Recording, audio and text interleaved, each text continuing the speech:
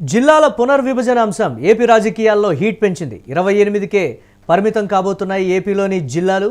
రాయలసీమలో ఓ జిల్లాను తొలగించబోతున్నారనేటువంటి ప్రచారం జోరుగా సాగుతోంది. అన్నమయ్య జిల్లాను తొలగిస్తున్నారంటూ కూడా ప్రచారం జరుగుతోంది. ప్రస్తుతం అన్నమయ్య జిల్లా కేంద్రంగా ఉన్నటువంటి రాయచోటి అయితే పరిస్థితి ఉంది. ఇక మదనపల్లి జిల్లా కేంద్రంగా మార్చే యోచనలో ప్రభుత్వం ఉన్నట్లుగా సమాచారం. జిల్లా కేంద్రంగా ఉన్న రాయచోటిని తొలగించవద్దంటూ కూడా ప్రజల నుంచి తీవ్రమైనటువంటి డిమాండ్లు అయితే వస్తూ ఉన్నాయి. జిల్లా మార్పుకు నిరసనగా ఇద్దరు వ్యక్తులు ఆత్మహత్యాయత్నం చేసుకోబోయినట్లుగా ఈ నేపథ్యంలో సమాచారం అందుతోంది. మంత్రి పదవికి రాంప్రసాద్ రెడ్డి రాజీనామా చేయాలంటూ భారీ ఎత్తున డిమాండ్లు ఊపందుకున్నాయి. రాయచోటి నుంచి కేబినెట్ మంత్రిగా ఉన్నారు రాంప్రసాద్ రెడ్డి. జిల్లా మార్పుతో రాంప్రసాద్ రెడ్డిపై తీవ్రమైనటువంటి ఒత్తిడి పెరుగుతోంది. రాయచోటి మార్పుపై ఎవరూ ఆందోళన చెందవద్దంటూ కూడా రాంప్రసాద్ క్లారిటీ ఇచ్చేటువంటి ప్రయత్నం చేశారు. సీఎం చంద్రబాబు ఇంకా నిర్ణయం తీసుకోలేదంటూ కూడా చెప్పారు రాంప్రసాద్. విజయవాడ వెళ్లి సీఎంను ఒప్పించేందుకు ప్రయత్నిస్తా అంటూ చెప్పారు ఆయన. అన్నమయ్య జిల్లా కేంద్రంగానే రాయచోటి ఉంటుందంటూ కూడా క్లారిటీ ఇచ్చేటువంటి ప్రయత్నం చేశారు. అన్నమయ్య జిల్లాలోని రాజంపేటను కడప జిల్లాలో, రైల్వే కోడూరును తిరుపతి జిల్లాలో, రాయచోటిని మదనపల్లి జిల్లాలో కలిపేందుకు ప్రభుత్వం కసరత్తు చేస్తోందనేటువంటి సమాచారం. ఈ నెల 31న తుది నోటిఫికేషన్ వెలువడనుందని సమాచారం అందుతోంది. దీనిపై మరిన్ని అప్డేట్స్ మా కరెస్పాండెంట్ కిరణ్ అందిస్తారు. కిరణ్, మంత్రి రాంప్రసాద్ రెడ్డికి తీవ్రమైనటువంటి నిరసన అయితే వ్యక్తమవుతోంది. అన్నమయ్య జిల్లా నుంచి ఉన్నటువంటి మంత్రిగా ఉన్నటువంటి వ్యక్తికి సంబంధించి రాజీనామా చేయాలి, మీరు జిల్లా మాయమైపోతుందంటే మీరు అసలు ఉండి ఏం చేస్తున్నారు అనేటువంటి తీవ్రమైనటువంటి ఒత్తిడి కావచ్చు, విమర్శలు కావచ్చు, ఇతరత్ర. ఏంటి దీన్ని ఎలా చూడాలంటారు? మురళి, ఏపీ రాజకీయాల్లో జిల్లాల పునర్విభజన ప్రధానంగా ఒక తీవ్ర చర్చ అయింది. అదేవిధంగా రాష్ట్రంలో వివిధ ప్రాంతాల్లో ప్రజలు ఆందోళనకు గురయ్యే పరిస్థితి ఏర్పడింది. రాజంపేట అన్నమయ్య జిల్లా రద్దవుతుంది అంటూ నిన్న ఏదైతే క్యాబినెట్ నుంచి లేదా ప్రభుత్వం నుంచి లీక్ అయిన ఒక సమాచారం మేరకు ప్రజల్లో తీవ్ర ఆందోళన రేకెత్తిస్తుంది. అటు రాజంపేట, రాయచోటి, రైల్వే కోడూరు 3 నియోజకవర్గాల్లో ఆందోళనలు మిన్నంటాయి. రాయచోటి జిల్లా కేంద్రంగా ఉండాలి, అన్నమయ్య జిల్లా ప్రధాన జిల్లా కేంద్రంగా రాయచోటి ఉండాలి అంటూ ఇటు రాయచోటిలో ఇద్దరు ఆత్మహత్యా ప్రయత్నం చేశారు, వారు హాస్పిటల్లో ఉన్నారు. అటు ఏదైతే వైఎస్ఆర్సీపీకి సంబంధించిన మాజీ ఎమ్మెల్యే శ్రీకాంత్ రెడ్డితో పాటు ఈ మిగిలిన నేతలు ఏదైతే సుగవాసి పాల్కొండరాయుడు, ఆర్ రమేష్ రెడ్డి వంటి నేతలు తీవ్రంగా వ్యతిరేకిస్తున్నారు. ప్రజల నుంచి తీవ్ర నిరసన వ్యక్తం అవుతుంది. అదేవిధంగా ప్రతిపక్ష పార్టీ ఈ బలంగా ఏదైతే చంద్రబాబు నాయుడు అధికారంలోకి వచ్చాడు కాబట్టే ఈ జిల్లా రద్దవుతుంది అనే ఒక స్లోగన్ ని వైఎస్ఆర్సీపీ నేతలు తీసుకున్నారు. అది మెల్లగా ప్రజల బుర్రలకు ఎక్కించే ప్రయత్నం మొదలు పెట్టారని రాజకీయ వర్గాల్లో ఒక ప్రచారం నడుస్తుంది. ఇటు 3 ప్రాంతాల్లో 3 నియోజకవర్గాల్లో మండల హెడ్ క్వార్టర్ల నుంచి గ్రామీణ స్థాయి నుంచి కూడా నిరసనలు వ్యక్తం అవుతున్నాయి. ఒక జిల్లా ఏర్పాటైన తర్వాత జిల్లాకు ప్రధాన కేంద్రాన్ని ఎలా రద్దు చేస్తారంటూ ఇటు ప్రజా సంఘాలు, అటు ప్రతిపక్షాలు తీవ్ర ఆందోళన వ్యక్తం చేస్తున్నాయి. ఇటు మంత్రి రాంప్రసాద్ రెడ్డి అయితే ఒక క్లారిటీ ఇవ్వబోయారు. జిల్లా రద్దు కాదు, నేను సీఎం చంద్రబాబు నాయుడును ఒప్పిస్తాను. ఇప్పటికీ ఇది కేవలం ఊహాజనితం మాత్రమే తప్ప ఇప్పటికీ ఎలాంటి నిర్ణయం తీసుకోలేదు. సీఎం చంద్రబాబు నాయుడును నేను ఏదైతే అమరావతికి వెళ్లి ఒప్పిస్తానంటూ ఏదైతే మంత్రి రాంప్రసాద్ రెడ్డి క్లారిటీ ఇచ్చే ప్రయత్నం చేశారు. మరోపక్క ఏదైతే ఉమ్మడి కడప జిల్లాలో రాజంపేటను, రైల్వే కోడూరు నియోజకవర్గాన్ని తిరుపతిలోను, ఇటు రాయచోటిని ఇటు మదనపల్లి జిల్లాలోను విలీనం చేస్తారు. 3 ప్రాంతాలు, 3 నియోజకవర్గాలు, 3 జిల్లాలుగా విభజన చేయడం వల్ల వైసీపీని బలహీనం చేయాలనే ఒక కుట్ర దాగి ఉందంటూ వైఎస్ఆర్సీపీ నేతలు తీవ్ర విమర్శలు వ్యక్తం చేస్తున్నారు. మరి ఎందుకంటే పెద్దిరెడ్డి రామచంద్రారెడ్డి కుమారుడు పెద్దిరెడ్డి మిథున్ రెడ్డి రాజంపేట ఎంపీగా ఉన్నారు. ఈ 3 నియోజకవర్గాలు రాజంపేట పరిధిలో ఉంటాయి. అటు మదనపల్లి, పీలేరు, పుంగనూరు ఈ నియోజకవర్గాలు కూడా రాజంపేట పార్లమెంట్ పరిధిలోకి వస్తాయి. పెద్దిరెడ్డి కుటుంబం హవా ఆ ప్రాంతంలో ఉంటుంది. దాదాపు 7 నియోజకవర్గాల్లో కీలక చక్రం తిప్పుతారు. అలాంటి నేతల బలాన్ని పెద్దిరెడ్డి రామచంద్రారెడ్డిని కేవలం మదనపల్లి జిల్లాకు పరిమితం చేయాలనే కుట్రతోనే ప్రభుత్వం ఈ అన్నమయ్య జిల్లాను రద్దు చేస్తుందంటూ వైఎస్ఆర్సీపీ నేతలు తీవ్ర విమర్శలు వ్యక్తం చేస్తున్నారు. మరోపక్క గ్రామీణ ప్రాంతం నుంచి ఇది ఒక ఉద్యమ కిరటాల లేచే పరిస్థితి స్పష్టంగా కనపడుతుంది.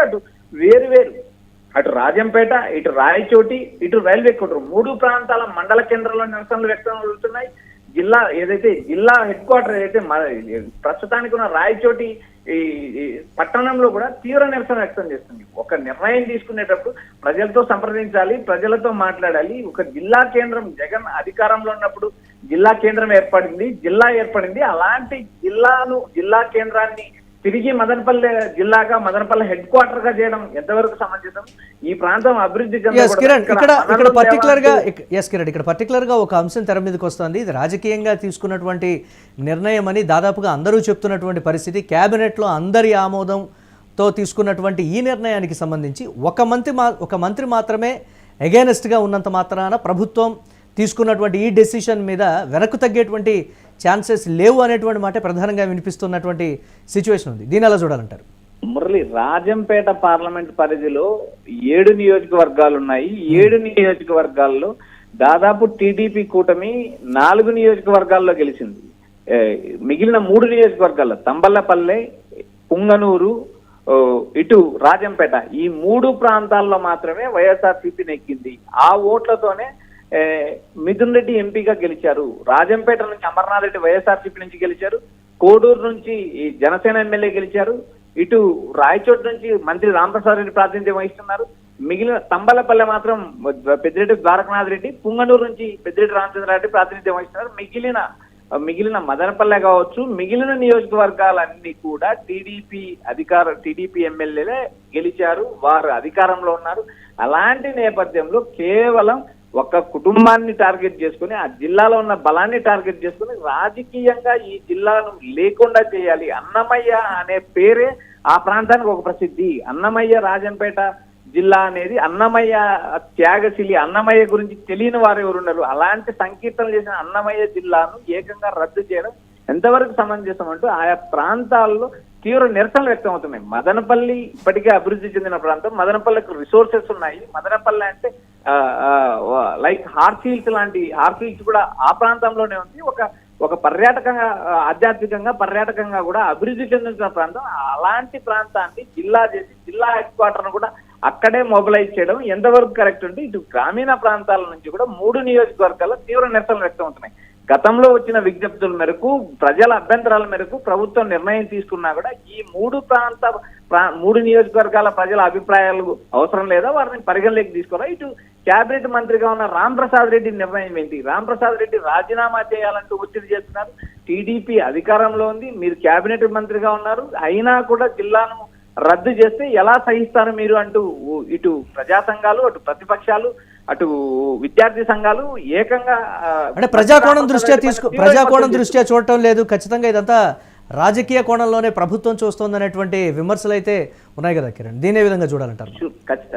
మురళి, ఖచ్చితంగా ఇవి రాజకీయంగా తీసుకున్న నిర్ణయం అంటూ ఇప్పటికే టీడీపీకి సంబంధించిన నేతలు కొంతమంది గుసగుసలాడటం కూడా రాజకీయ వర్గాల్లో ఒక చర్చ అయింది. ఎందుకంటే ప్రధానంగా బలమున్న నేపథ్యము, బలమున్న కుటుంబము అటు వైఎస్ఆర్సీపీలో ఉంది. ఇటు రాజంపేట పార్లమెంట్ పరిధిలో టీడీపీకి స్ట్రాంగ్ హోల్డ్ దొరక్కపోవడము, గతంలో వరుసగా 3 సార్లు మిథున్ రెడ్డి గెలవడం కూడా దీనికి ఒక కారణము. పెద్దిరెడ్డి ఫ్యామిలీ హవా తగ్గించడానికి టీడీపీ కూటమి చేసిన ఒక ప్రయత్నం అంటూ కూడా రాజకీయ వర్గాల్లో ఒక చర్చ నడుస్తుంది. ఈ చర్చను పక్కన పెడితే ఇక్కడ 3 నియోజకవర్గాల్లో గ్రామీణ ప్రాంతాల నుంచి కూడా ఈ ఉద్యమంలా స్టార్ట్ అయ్యే పరిస్థితులు కనపడతాయి. ఎందుకంటే ఇప్పుడు నెల్లూరుకు సంబంధించి నెల్లూరు జిల్లాలోనే గూడూరుకు సంబంధించిన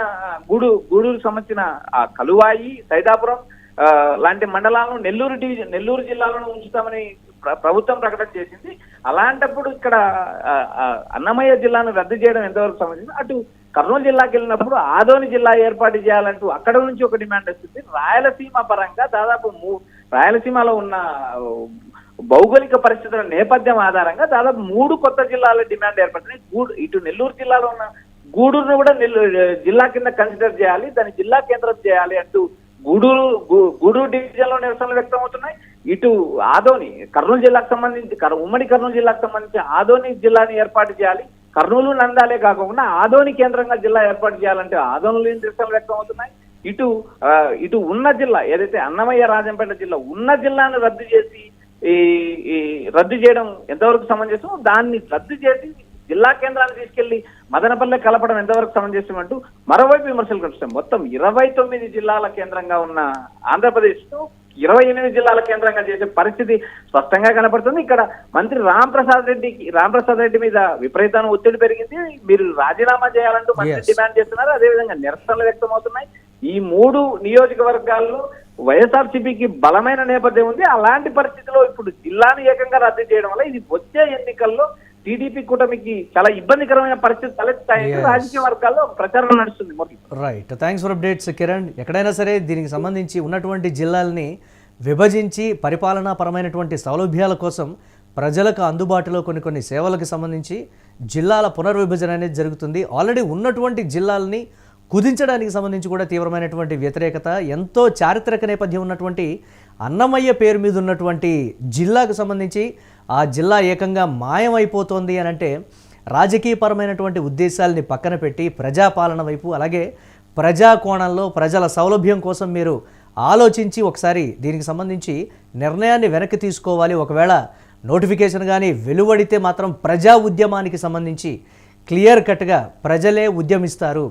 అప్పుడు ఖచ్చితంగా రాంప్రసాద్ రెడ్డి రాజీనామా చేసి మా వైపు ఉండి ప్రభుత్వంతో పోరాడాల్సినటువంటి అవసరం ఉందనైతే అక్కడ ఉన్నటువంటి ప్రజలు చెప్తున్నటువంటి సిచ్యువేషన్. కానీ రాంప్రసాద్ రెడ్డి ఒక క్లారిటీ ఇచ్చేటువంటి ప్రయత్నం చేశారు. ఇదంతా కూడా ఊహాగానమే తప్ప ఎక్కడ కన్ఫర్మేషన్ లేదు. ఒకవేళ ప్రభుత్వం ఈ స్థాయిలో కానీ నిర్ణయం తీసుకున్నట్లుగా నాకు తెలిస్తే మాత్రం డెఫినెట్గా క్యాబినెట్ భేటీలో ఈ అంశానికి సంబంధించి గట్టిగా పట్టుపట్టి అన్నమయ్య జిల్లాని యథాతథంగా ఉంచే విధంగానే నేను చేస్తాననేటువంటి మాట. కానీ వినిపిస్తున్నటువంటి మరో కోణం ఏంటి అని అంటే తెలుగుదేశం పార్టీ పర్టికులర్గా ఈ అంశానికి సంబంధించి రాజకీయ కోణంలోనే రాజకీయంగా అక్కడ ఉన్నటువంటి వర్గాలు కావచ్చు, లేకపోతే ఇతరత్ర రాజకీయ పరిస్థితులన్నీ బేరీజు వేసుకొని అక్కడ విభజనకి డెసిషన్ తీసుకుందనేటువంటి వాదన అయితే బలంగా వినిపిస్తోంది. అందరికీ నమస్కారం. ఈరోజు మధ్యాహ్నం కొన్ని ప్రచార మాధ్యమాల్లో రాయచోటి నియోజకవర్గాన్ని మదనపల్లి జిల్లాలో కలుపుతారని వార్తలు చూస్తున్నాం. దయచేసి నేను ఒకటే విజ్ఞప్తి చేస్తున్నా రాయచోటి నియోజకవర్గ ప్రజలకు, తప్పకుండా అన్నమయ్య జిల్లా కేంద్రంగా రాయచోటి ఉంటుందని గతంలో మన ముఖ్యమంత్రి గారు మనకు చెప్పడం జరిగింది. దానిలో భాగంగానే మనం కూడా ఎన్నో ఆశలు పెట్టుకొని ఈ స్థానాన్ని తెలుగుదేశం పార్టీని గెలిపించడం జరిగింది. తప్పకుండా ఇది తుది నిర్ణయం కాదు. నేను ఇప్పుడే విజయవాడకి వెళ్తున్నా. తప్పకుండా ముఖ్యమంత్రి గారిని అలాగే ప్రభుత్వాన్ని ఒప్పించి రాయచోటి తప్పకుండా అన్నమయ్య జిల్లా కేంద్రంగా ఉంటుందని తెలియజేసుకుంటున్నా.